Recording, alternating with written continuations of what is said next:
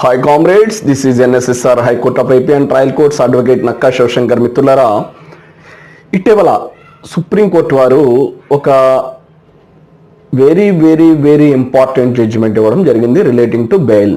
మిత్రులారా, supreme court directs petitioners seeking bail to mandatorily disclose criminal antecedents in petition.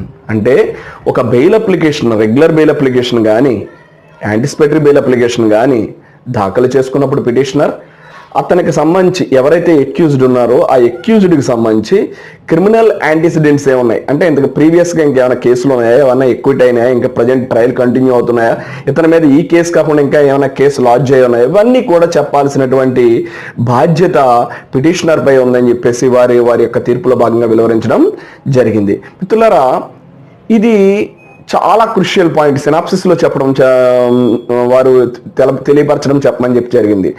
So ఒక బెయిల్కి ఎవరైతే apply చేసుకుంటారో, ఒక పిటిషనర్ ఎవరైతే ఉంటారో, బెయిల్ అప్లై చేసుకున్న పిటిషనర్, అది రెగ్యులర్ బెయిల్ కావచ్చు లేదా యాంటిసిపేటరీ బెయిల్ కావచ్చు, అతనిపై ఇంకా ప్రీవియస్గా ఏమైనా కేసెస్ ఉన్నాయా, ఏ కేసులో అయినా ఎక్విట్ అయ్యాడా, లేకపోతే కన్విక్ట్ అయ్యాడా, లేదు ప్రజెంట్ పెండింగ్లో ఏమైనా ట్రయల్ పెండింగ్లో ఉన్నాయా, ఇంకా అతనిపై ఇంకా ఎఫ్ఐఆర్స్ ఏమైనా లాడ్జ్ అయి ఉన్నాయా ఈ కేసు కాకుండా, ఇలాంటి డీటెయిల్స్ అన్నీ కూడా మ్యాండేటరీగా డిస్క్లోజ్ చేయాలని చెప్పేసి సుప్రీంకోర్టు వారి యొక్క తీర్పులో భాగంగా వివరించడం జరిగింది. This is NSSR. If you have any problem please contact 98559095 Nakka Shivashankar, high court of AP and trial courts.